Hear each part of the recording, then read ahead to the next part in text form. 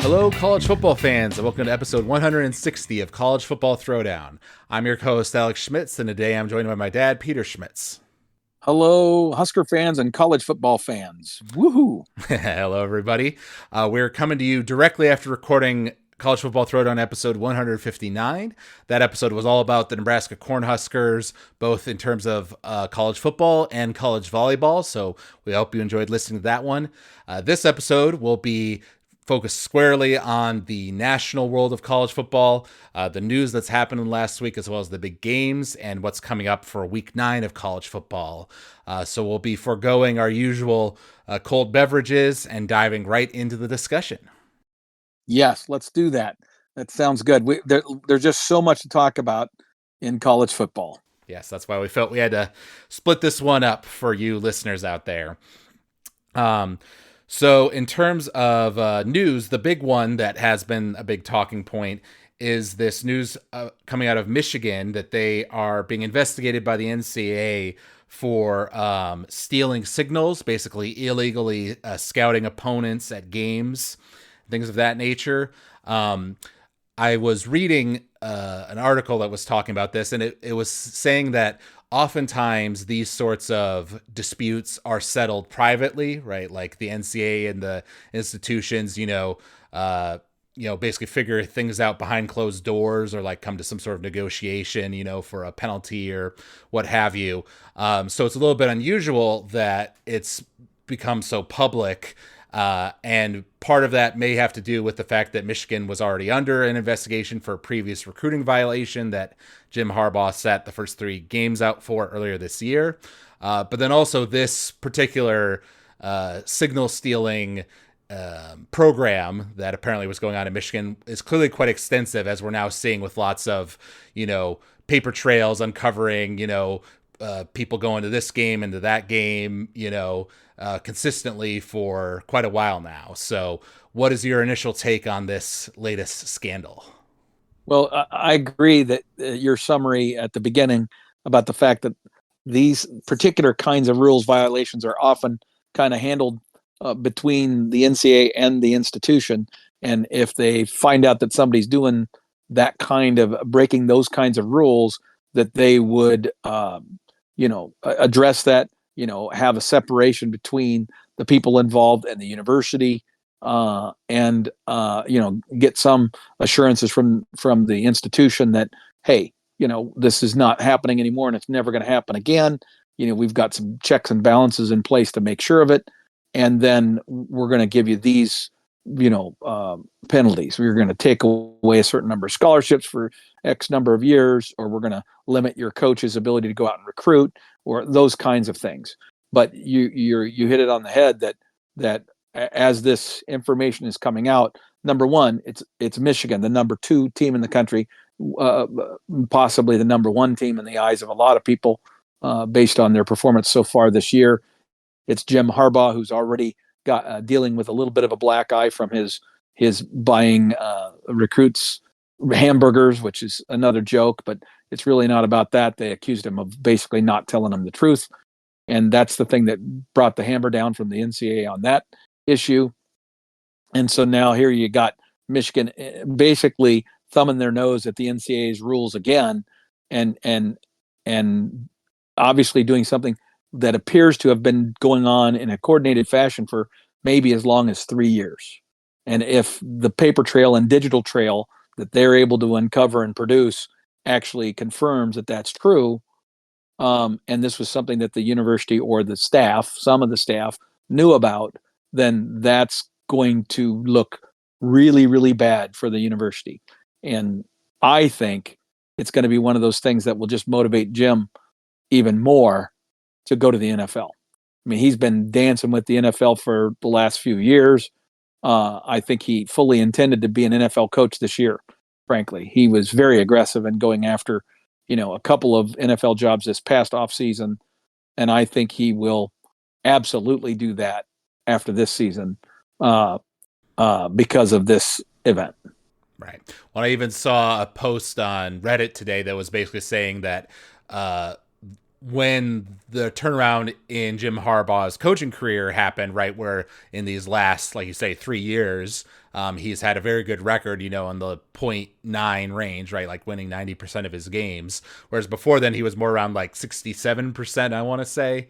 That it Right. that it correlated with the first occurrences of this paper trail of people going to games being paid for by Michigan athletic department to potentially steal signals. Now, my question to you, coming as a younger college football fan, and someone less experienced in the history and everything, is just how common is this? Because of course, people have scouted out other teams and stealed signals and done kind of shady things since the early days of college football. So it's kind of a question of, well, everybody does it, so just don't get caught.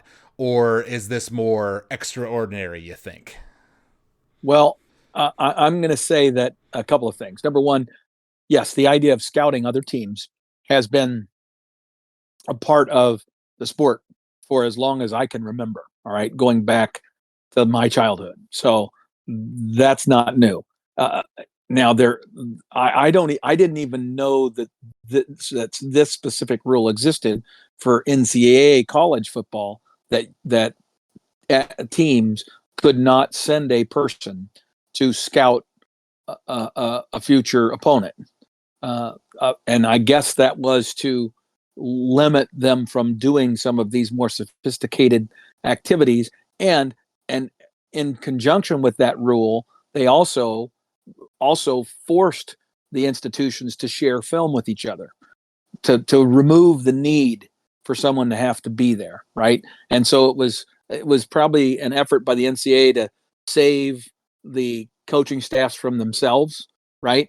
By making it illegal so no one would do it, but then also making it so that all the teams have to give each other their film so that someone can't hide the film of their of their previous games from a future opponent or anything like that, right?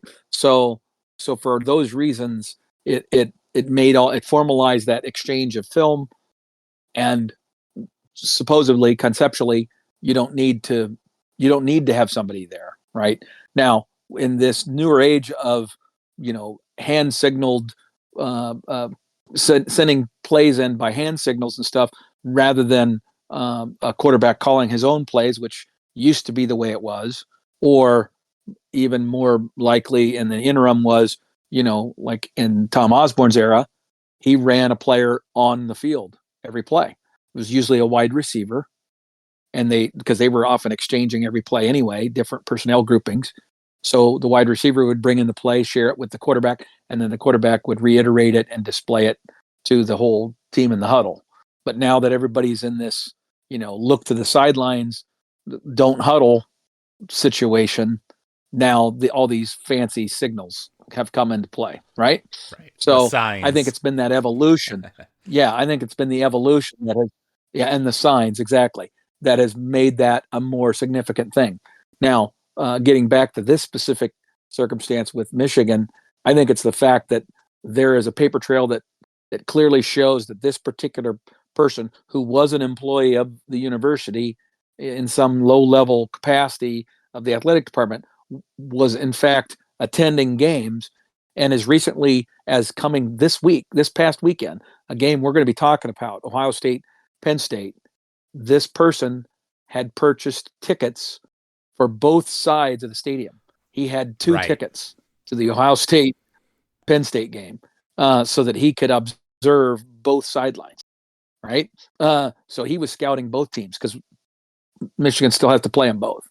So he was thinking he was being creative because he was going to kill two birds with one stone here in terms of his whatever his standard evaluation process was.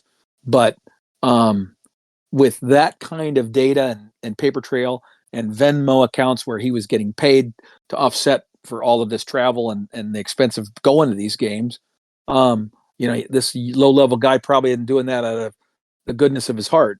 So someone's paying him for that, right? If all that comes out to be true and it was organized and it's been going on for 3 years and they can prove that, that becomes a bigger deal, especially since it's Michigan. This isn't just Timbuktu U. This is the University of Michigan doing that, right? And again, back to your original point, correlation to Michigan's rise to success happens to correlate with that timing. Right. Now, obviously, I don't buy into that narrative fully because there's a whole bunch of other reasons why, Jim Harbaugh has had, the success he's had at Michigan in recent years in terms of personnel, right? Recruiting, coaching Absolutely. changes, all sorts of different things. But this Mm-hmm. cannot be discounted as a factor among many in that success. That is correct, and that's the way I would categorize it or qualify it as well. How significant any of this effort really was in terms of giving them a competitive advantage. I don't know. And so I want to give you Matt Rule's perspective on this because he was asked about it in his press conference today, and we're recording this on a Monday. So he was at his press conference for his upcoming game against Purdue, and basically he kind of downplayed it and said, "Hey, I don't know anything about what's going on at Michigan or any of that." But he acknowledged that, frankly, the idea that there's scouting going on uh, is something that is pretty common. And frankly, even if you don't have somebody physically there, because coaching staffs have so many shared relationships, because coaches tend to turn over a lot and they switch from one staff to another over life, so they have a lot of connections, right? So it's not that hard for a coach to pick up the phone and talk to one of his good friends who he's spent a ton of time with because they were on a staff together in their past, and say, hey, you just played XYZ University. Hey, tell me about this and that, and can you give me some insight into their signals, right? So the idea that that kind of information wasn't being shared is a little naive. It absolutely was, right? And so as a coaching staff, you need to know that that's likely, and you need to have some precautionary things in place to accommodate that, right? So Right. this isn't some big, huge aha moment, but Rule also took the opportunity to say the real crux of this is an NCAA issue. The NCAA shouldn't have this rule. Hmm. It's so hard to enforce. It's just unnecessary if you just do a couple of simple things. Number one, if you actually allowed the institutions, the NCAA, at least Division One, because they can afford it, to have the helmets with the microphone speaker in the ear, right, like they have in the NFL, so that the quarterback can talk and communicate with the coach. So Right. the coach gives the quarterback the signal directly. Okay, then you don't need any of those signals on offense. Similarly, on defense, you have one player, the leader of the defensive system, and you can communicate that to him if you want, or you can still use signals on defense. Whatever you choose to do, but you do that, and then in addition, right now, high schools can use iPads, for example, on their sidelines. They can share photographs from somebody can be taking pictures up in the press box and sending them, by uh, cellular or Bluetooth or whatever to somebody who's got iPad, so you can be coaching your guys about formations and things like that. That's allowed at the high school level, but it's not allowed in the NCAA, but it's allowed in the NFL. The NFL has a system that every team uses, right? It's the same, like it's sponsored by IBM or whoever, I don't know. But the bottom line is there's a system. The Right. NCAA should have that. If they had those two things, this is a non-issue. Right. No one would do it because they wouldn't have to. So that's Matt Rule's point as a guy who's coming back from the NFL. He's like, stop being so damn antiquated. Use the technology that's available to you. This is a non-issue. Mm-hmm. Yeah, no, I think that's a good perspective from, like you say, someone who has experience in the NFL. And, sure, it would be an extra expense, say, for like, providing for these microphones, right, for every quarterback and every coach, in all of Division One or whatever. But given the, multi millions, that these programs are generally pulling in through their football programs and things like that, surely a, couple $100 for some microphones, isn't going to break the bank, right? Like the technology has gotten more advanced.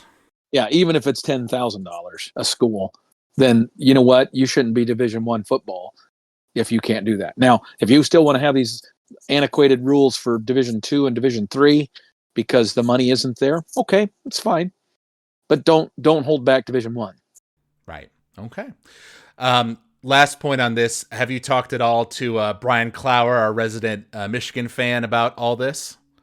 Oh yes. Well, and he is willing to acknowledge that if after the dust settles, it's pretty clear that this was an organized, coordinated thing, and that Jim knew about it, then that changes his view a little bit about Jim, and it's a black mark, and he thinks that Michigan should be punished in some way.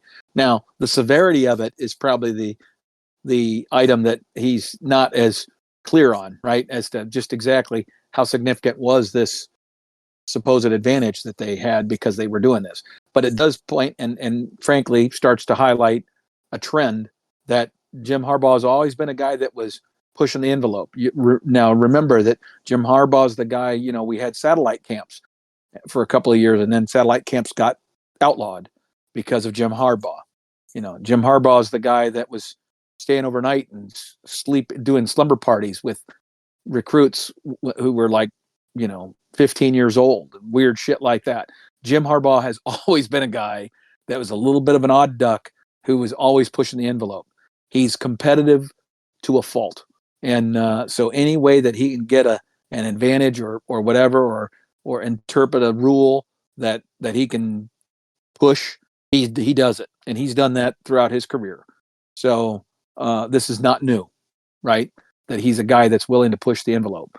So I think if you talked with him, even if it turns out that he was absolutely knew about this, he would argue, hey, I was skirting the rules, but I was on the correct side of the rules, and you guys are just misinterpreting it.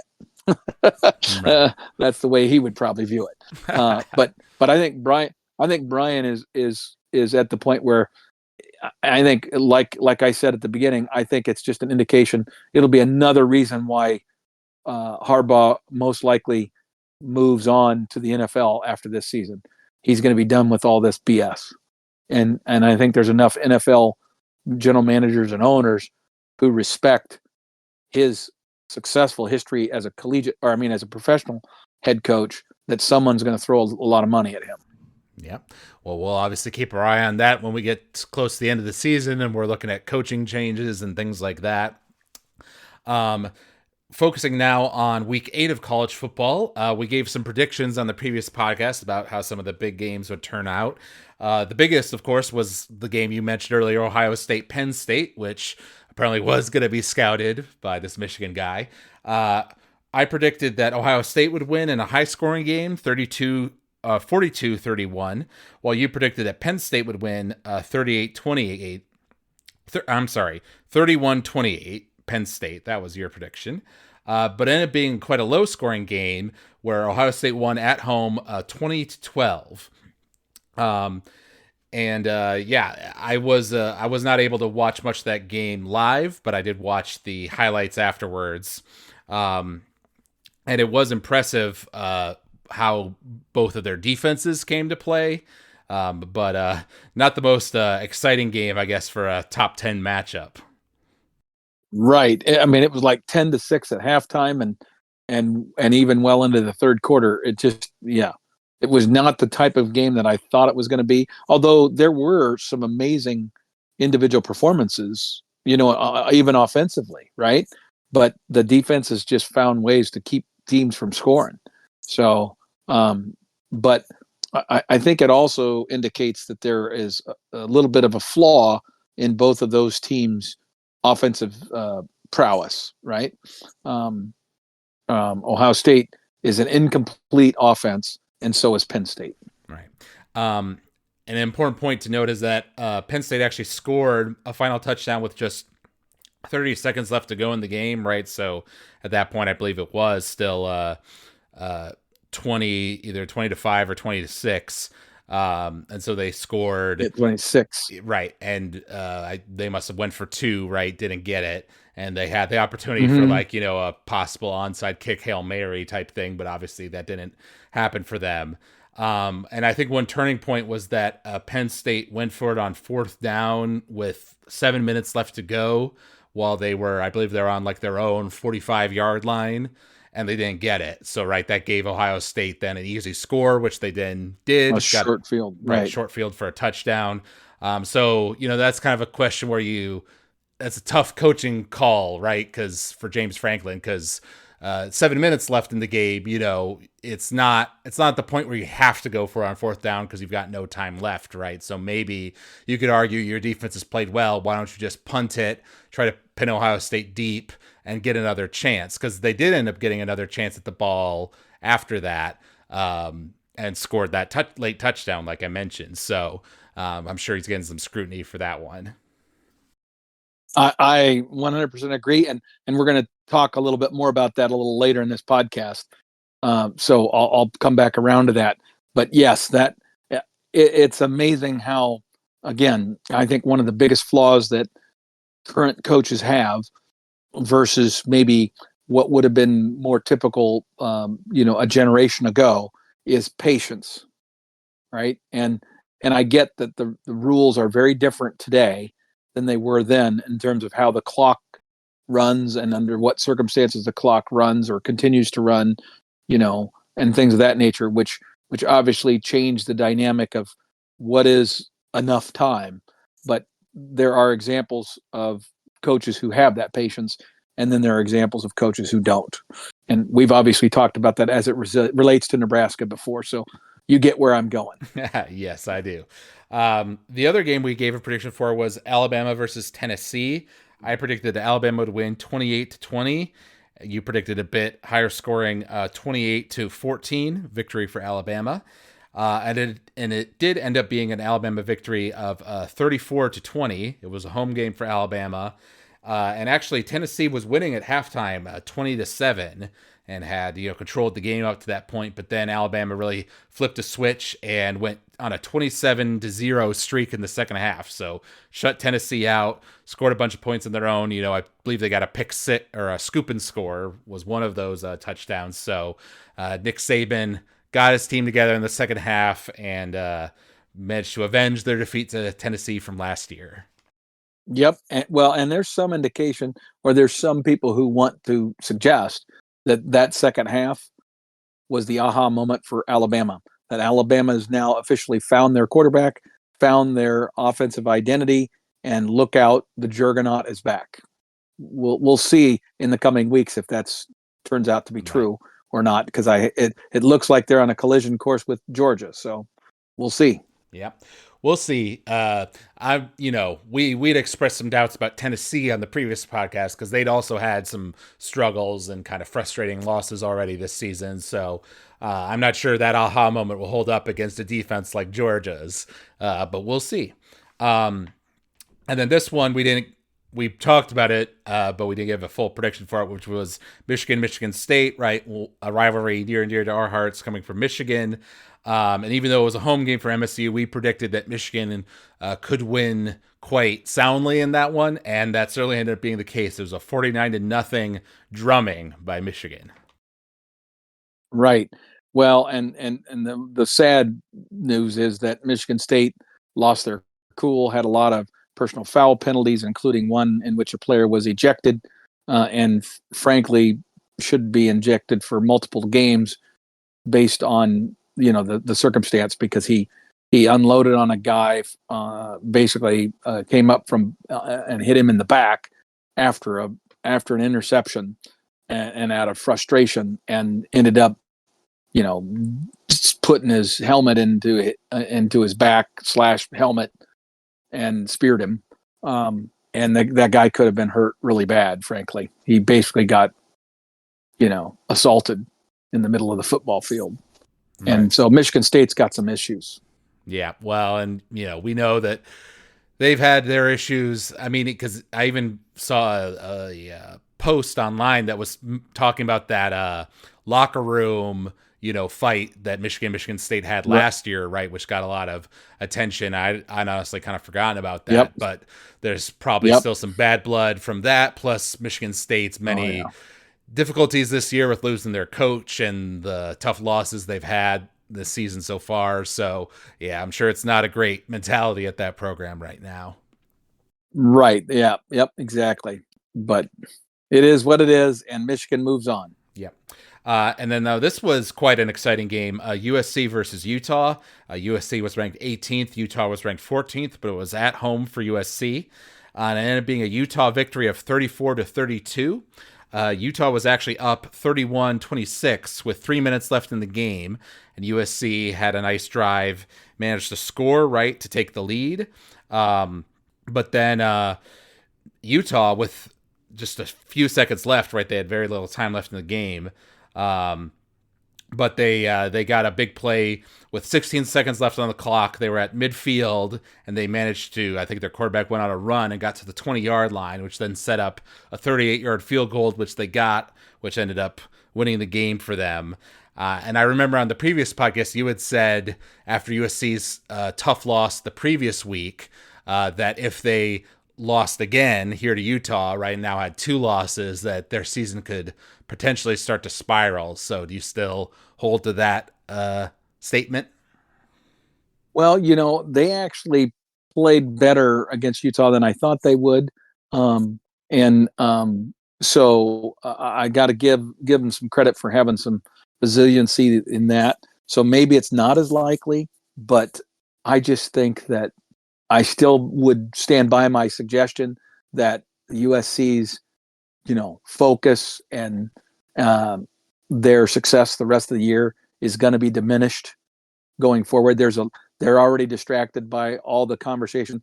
National pundits or national people are advising their quarterback to shut himself down for the season, just basically step back and stop playing because he was going into the season, the Heisman Trophy winner and a likely first draft choice rather than risk injury. So when you start having outside messaging like that, that can do a lot of negative things for your program. Right. Yeah. Well, and I'm not exactly sure what's up with Cable Williams because I remember, I believe it was before the game last week, right, which they lost in embarrassing fashion and he played terribly.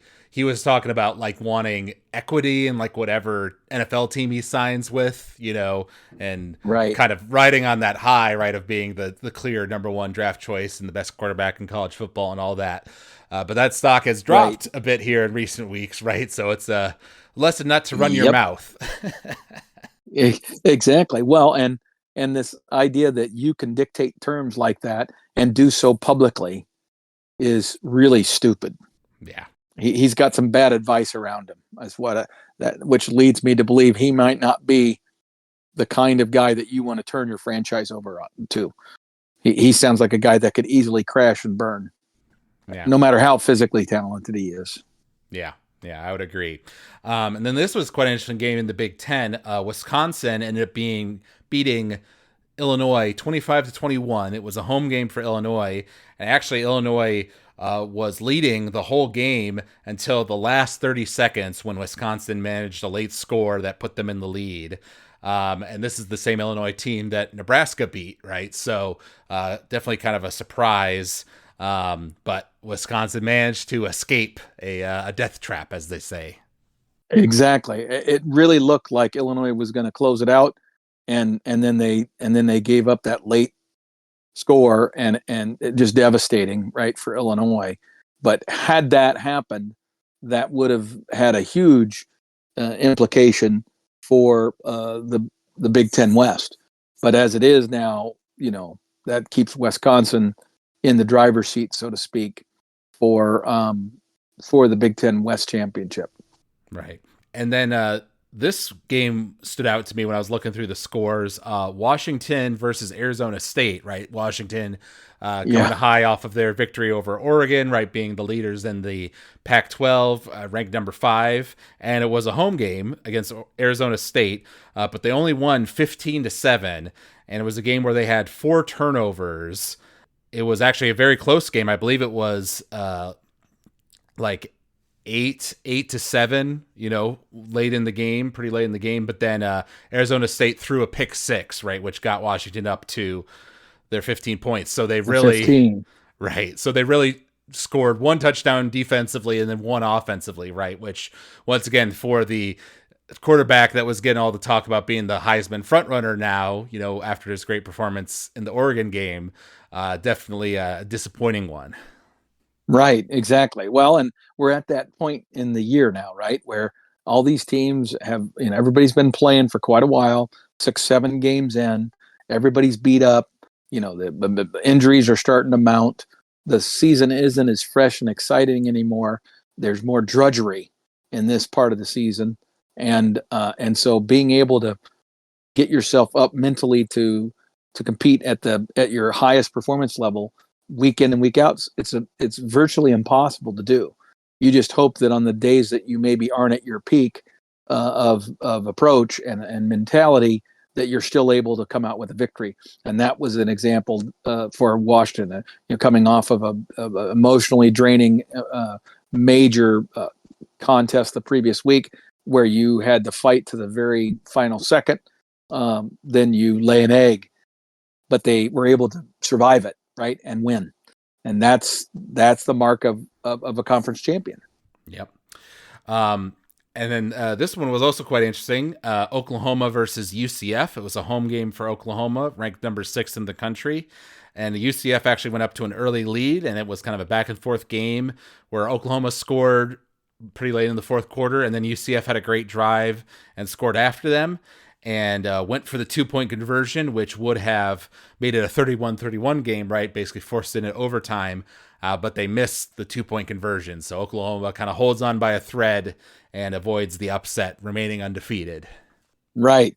Oklahoma has just been riding under the radar for me until I didn't get to watch that game, but I saw the score, saw a few of the highlights, and I almost reacted with shock that Oklahoma was still undefeated. For whatever reason, I seem to have thought that, well, they had done so poorly, relatively speaking, last year, that I had kind of put them on the shelf and thought, they're not quite ready for prime time. But now here they are, undefeated, and now right smack in the thick of the Big 12 conference championship race. And if they remain undefeated, I think they're going to all of a sudden be making some real noise nationally. I'm just shocked that Oklahoma, which is such a historical blue blood, can be sitting there undefeated, and yet I just don't feel like there's that much conversation about them nationally. Right. Well, they managed to overcome the Texas game, which is by far the hardest game they've played so far. And looking at their schedule ahead, they've got Kansas, Oklahoma State, West Virginia, BYU, and then TCU at the end of the year. In a year where, right, TCU is clearly down from where they were last year. Oklahoma State, has had their fair struggles. Kansas, is kind of a mixed bag. So definitely all doable. So I could very easily see them being undefeated at the end of the year. Right. And then they got to play whoever's the second best team in the Big 12 at the end of the year, which you have to assume might be Texas. So they may have to face off with Texas again for the Big 12 championship. Right. Which, given how close the previous game was, and how, in my opinion, Texas should have won that game by all rights if they didn't make so many mistakes, I think it might go differently that time, but we'll see. Right. Exactly. And speaking of Texas, they played against Houston and interestingly went up 21-0 pretty quickly. So it was looking like, game over. But Houston fought back courageously and ended up making it a 31-24 game. So Texas did win, and Houston had 2 interceptions. But despite that, we're able to make it a 1-score game. Right. And yeah, and I was a little shocked by that score as well. Is fully expecting that Texas would take care of Houston pretty comfortably. But And Houston, isn't Houston joining the Big 12 next year? Yes, I believe so. Yeah. So that's kind of an interesting set of circumstances given that Texas is leaving. And it's just part of that whole transition that made me think of that. But um, Houston's not without talent. All right. And I'm going to go through a series of ACC games that was quite eventful in the ACC this week. Florida State played against Duke and won that pretty solidly, Yes. 38-20. Then Miami But played. but Duke was leading that game 20-17 in the third quarter. Mm. And then Florida State finally turned on the gas. So Duke actually had the lead. They were at midfield and were driving for a possible extension of the lead, and their quarterback, who is the key to their team, went out of the game, re-injured his sprained ankle, and was not able to continue. And then the wheels came off. I see. That was one I didn't watch the highlights for because I assumed it was, a pretty solid victory for FSU. But that's interesting to hear that it was that close. Yeah, right. Yeah. Which we talked about that a bit before, and we both said, yeah, FSU's talent will probably win out in that one. And then there was Miami versus Clemson, which went into double overtime with Miami winning 28-20. And then perhaps most surprising of all, a 1-5 Virginia team beats the 10th ranked North Carolina at home for North Carolina, 31-27. That's inexplicable. And of course, I'm here. I'm literally in Chapel Hill, right here, practically where we're staying right now. And so that game was going on, and we were watching the volleyball game. Crazy, yeah, very disappointing. A lot of sad faces around here on Sunday. Well, and frankly, I watched the highlights of that game, and it should have been worse because Virginia had 2 turnovers in the end zone where they were in the red zone. I think the one was a pick and one was a fumble, I want to say. So frankly, the game should have been put away earlier by Virginia, which is pretty crazy, right, for a team that has lost 5 times so far this year to kind of have that turnaround. And North Carolina is a team that has looked dominant. I mean, let's see, they beat Minnesota, right, for the Big Ten in their non-conference, and I feel like they won another significant game, and they were basically they and Florida State were the front runners in the SEC. Right. I'm not SEC, ACC. Right. Yeah, North Carolina had beat Miami the previous week. They beat Pittsburgh earlier in the year. They beat Minnesota. They did have a close one against Appalachian State, which went into overtime, and they beat South Carolina. So, yeah, solid wins for sure. And then that Clemson game, Clemson, once again, they had a fumble basically on a touchdown. Like he was literally falling into the end zone for the touchdown, and the ball came out and went the other way. So that turned out to be pretty critical in a game which goes into overtime. But good for Mario Cristobal there at Miami, right? Managing to get a good win on his resume after his embarrassing loss 2 weeks ago. Right. Well, and I'm going to, I'm no fan of Miami. You know that. But I'm going to tell you that because that guy's recruiting lights out, you better look out because in a year or two, Miami is going to be back and in the mix, especially since Clemson seems to have truly, taken a step back because they're now a few years removed from being a true national championship competitor. And I don't really know what their recruiting is looking like this year, but I just have a feeling Miami and Florida State's reemergence is that train continues to move forward. Mm-hmm. Yeah, we'll see. Because I remember when looking at the Mario Cristobal comments after that game, all the Oregon fans are basically saying, yeah, he's a great recruiter. He'll bring in the talent, but he can't coach. That was their kind of experience with him. So that part still remains to be seen, I think. But his recruits are the ones that are kicking ass for Oregon right now. Just an FYI. Well, I mean, that's what they admitted that, right? He's a great recruiter, but maybe not the best at the X's and O's. Well, and sometimes that's because you didn't give him enough time to actually use his recruits and let them mature and then reap the benefit of it. That's a thing where the Oregon choice was one of those where they wanted to grab their guy when they had the opportunity, and they just seized on it and kicked Cristobal to the curb. Right, that's true. And so we've saved one of the most interesting games for last, which is another Big Ten game, Iowa versus Minnesota. In classic Big Ten fashion, it was very low scoring, with Minnesota winning 12-10 over Iowa, playing at home in Iowa. And Minnesota's 12 points came via 4 field goals in true Minnesota fashion.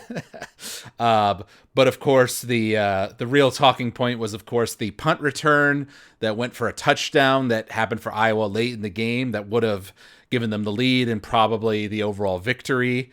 It was a great return by that player.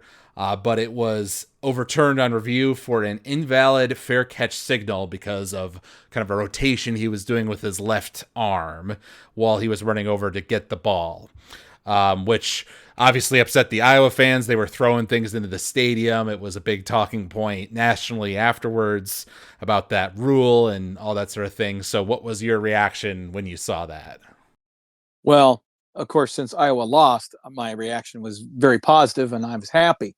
But after I learned more of the details and I actually witnessed that punt return play, there's no doubt in my mind that was kind of a cheapy call on the part of the referees. And based on what I understand about the sequence of events, it was particularly wrong in that there was not a flag. I mean, if you're going to call that as soon as he catches the ball and begins to advance the ball, you blow the whistles and the play is over because you say, "Hey, you called for a fair catch," and you give them a 5-yard penalty for him trying to advance the ball after calling for a fair catch, and or whatever, and that's it, right? And then they play on.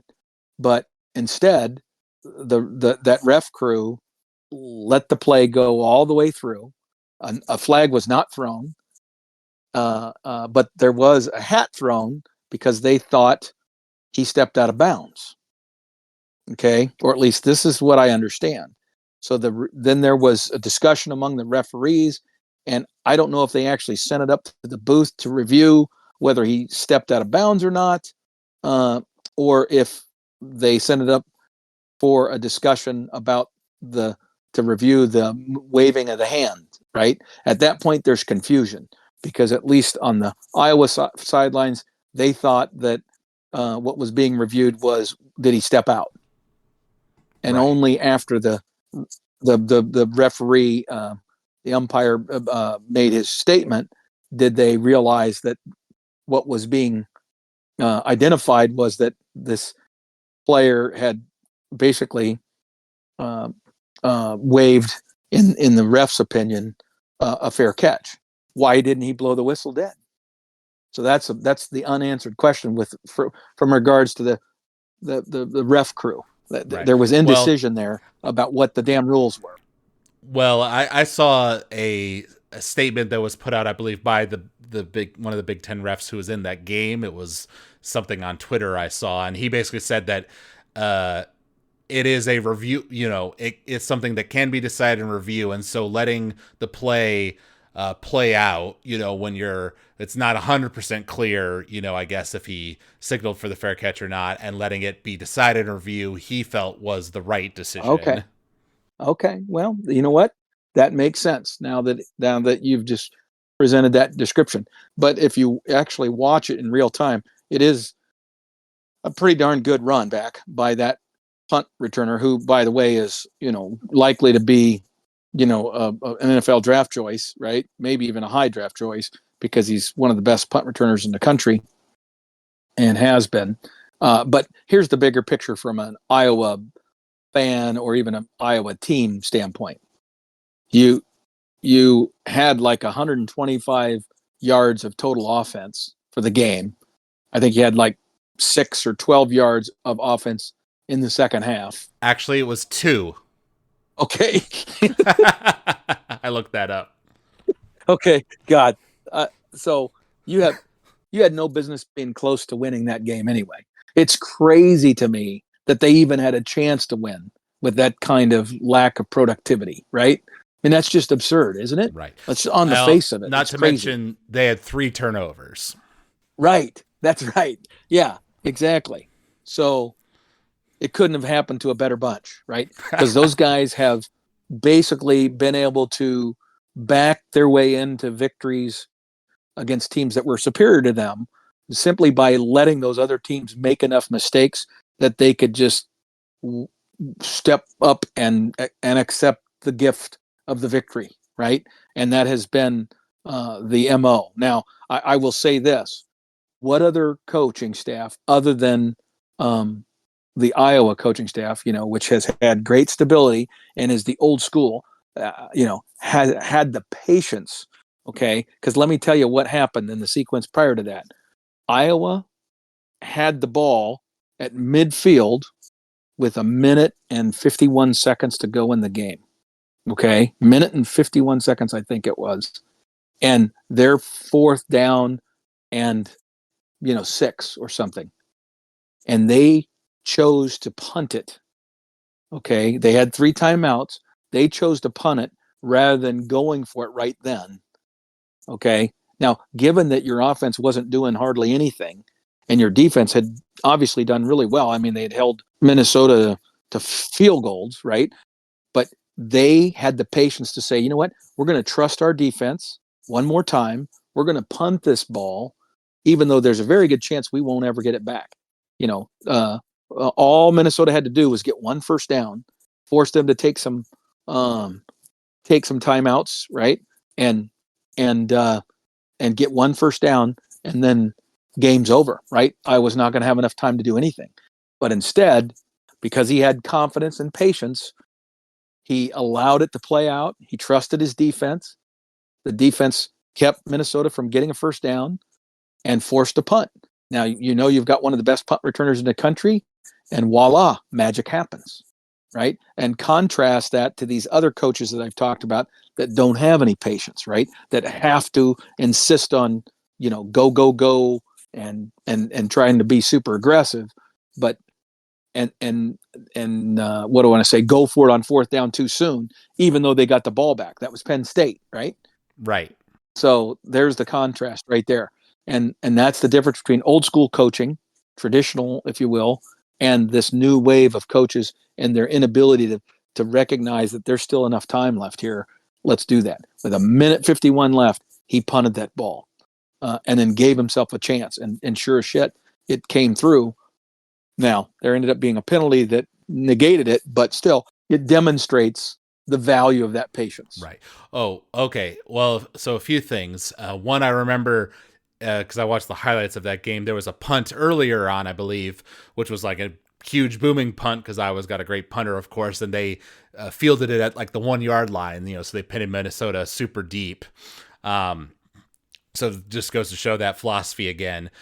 Two, on the point Right. you were bringing up earlier in regards to the umpire, I don't think it would have been appropriate for him to throw a flag regardless because it's not a penalty, right? It's just a dead ball, you know, statement, right? Like the ball is dead here. Like you say, he should have just whistled it dead potentially.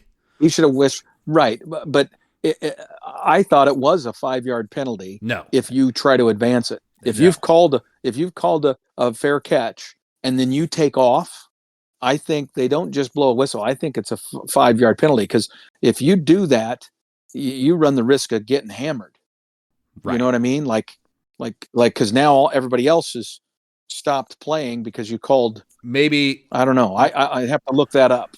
maybe that is a penalty, but what he did, which was a invalid fair catch signal, is not a penalty. I know that for a fact. Correct.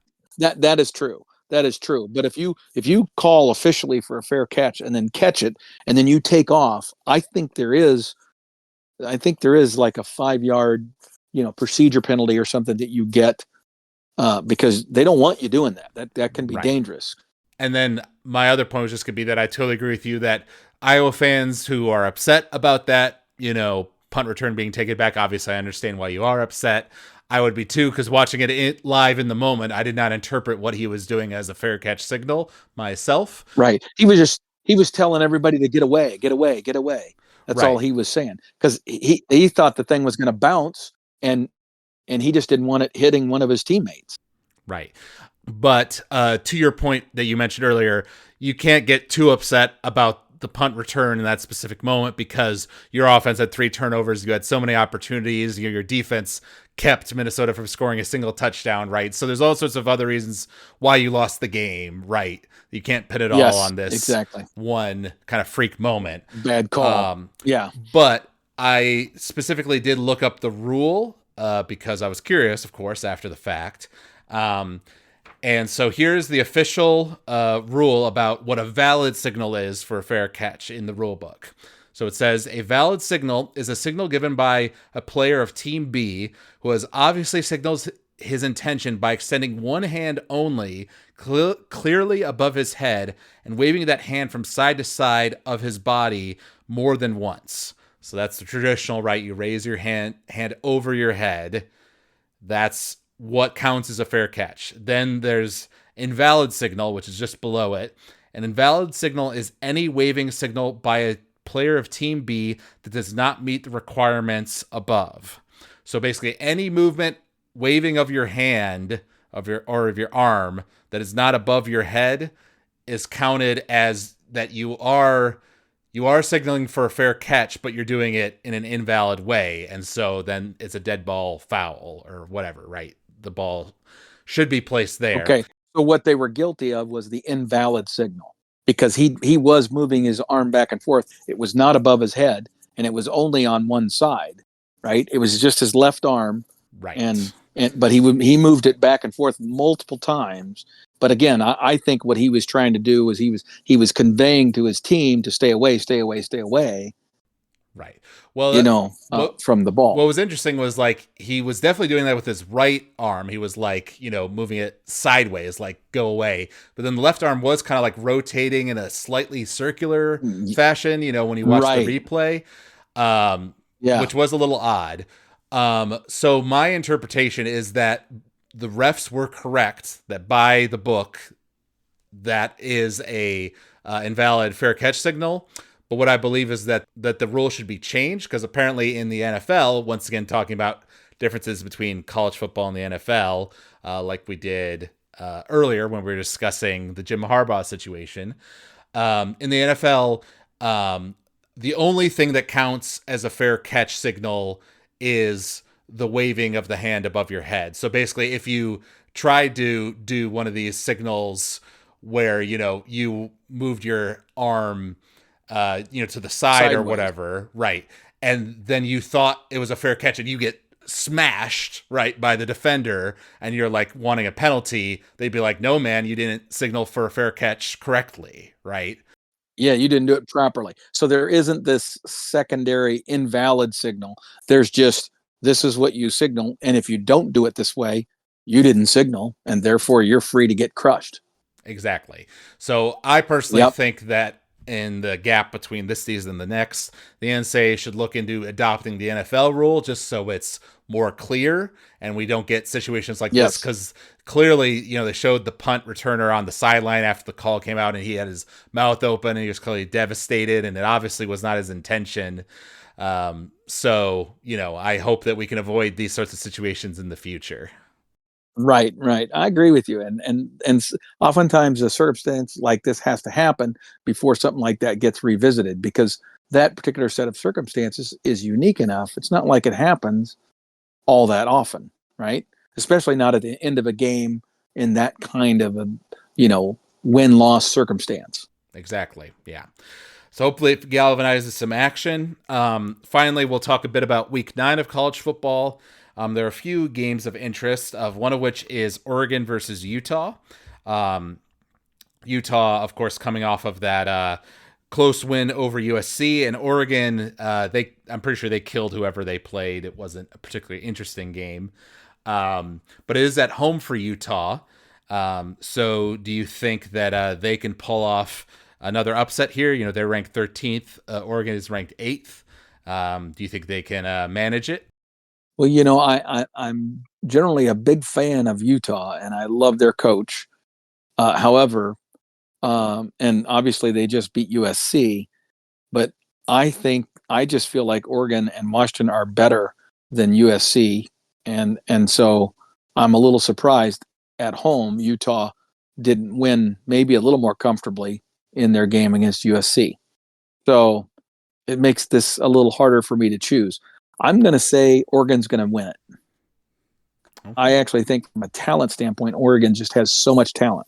Now, I will say that, I've seen this Utah team take a very talented Oregon team and take them to the woodshed because of just the sheer physicality and great coaching that happens at Utah. So I'm torn.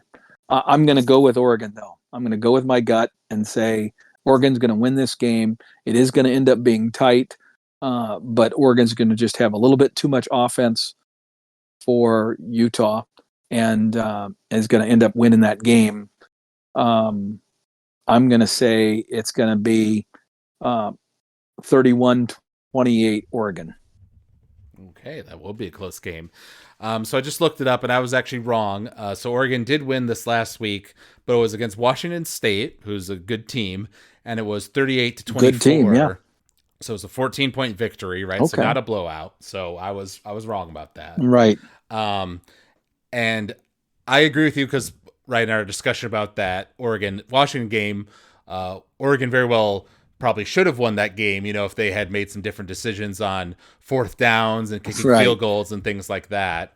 So obviously we know they're very talented. So I'm inclined to agree with you that Oregon should win. But since it is at home for Utah and to create a little bit of spice, I think I'm going to say that Utah manages to win this one. So I will say that they win by a similar score that they did against USC in a close one.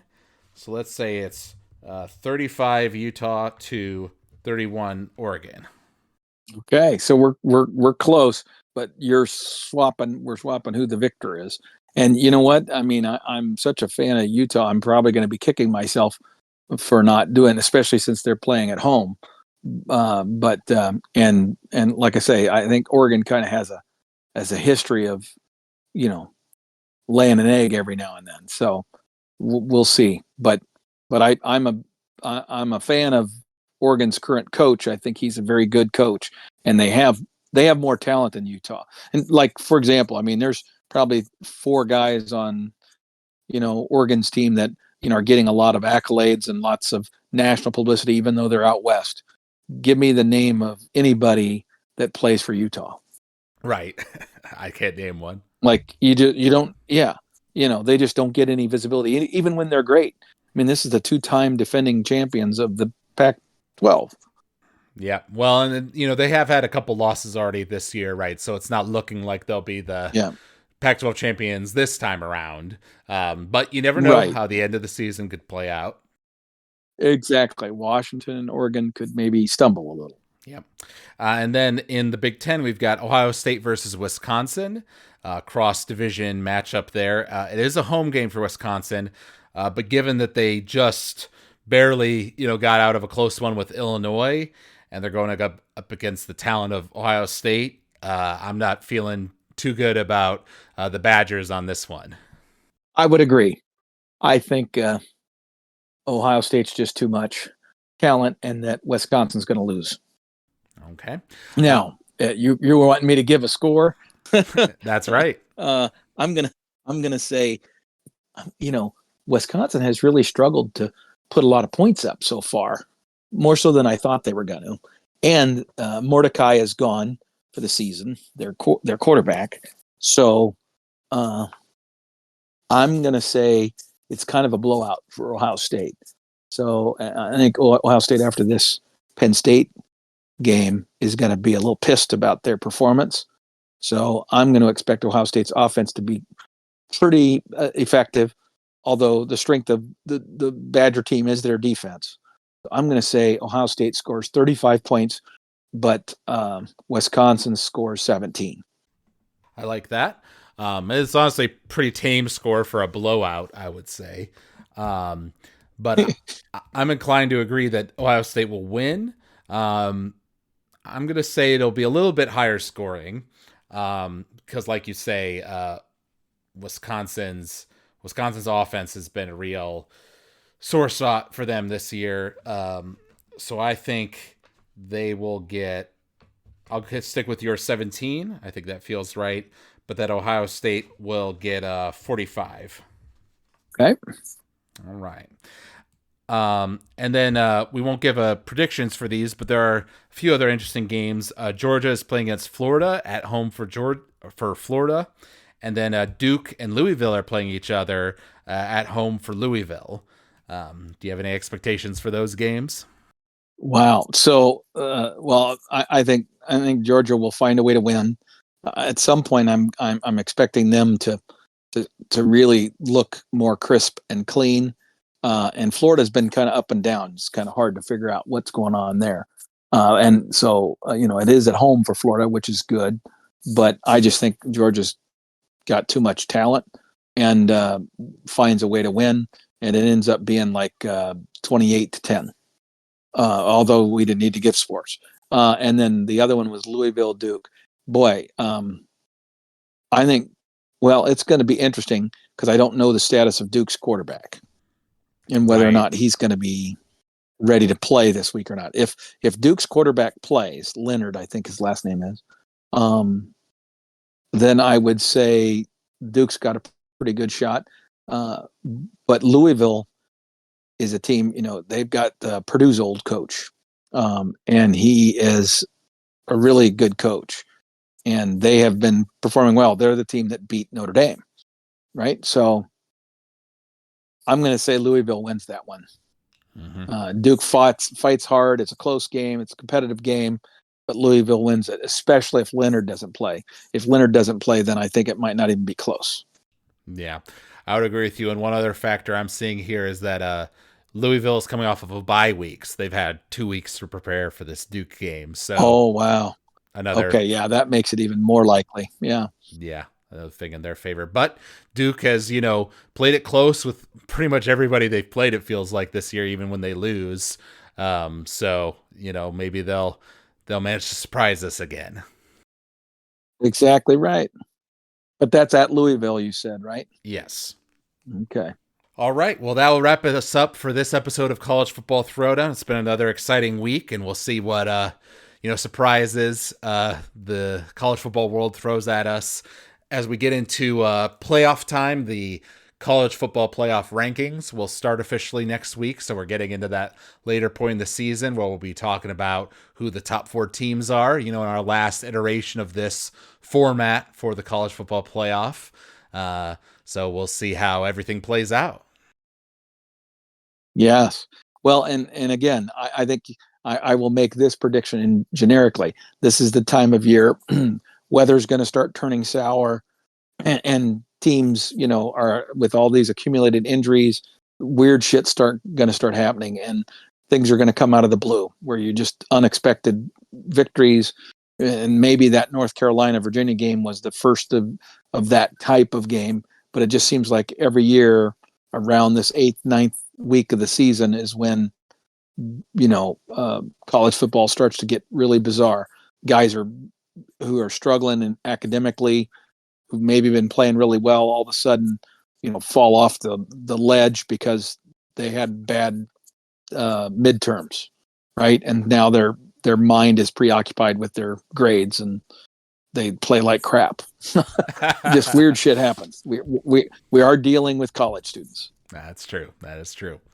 So if you out there enjoyed listening to this podcast, you can email us at huskerpete13@gmail.com. You can also find us if you search for College Football Throwdown on Apple Podcasts or Spotify. You can leave us a rating or review there or a comment. We always love hearing from the fans. So thank you out there for listening, and thank you, Dad, for joining me for this episode. And until next time, go Big Red. Go Big Red.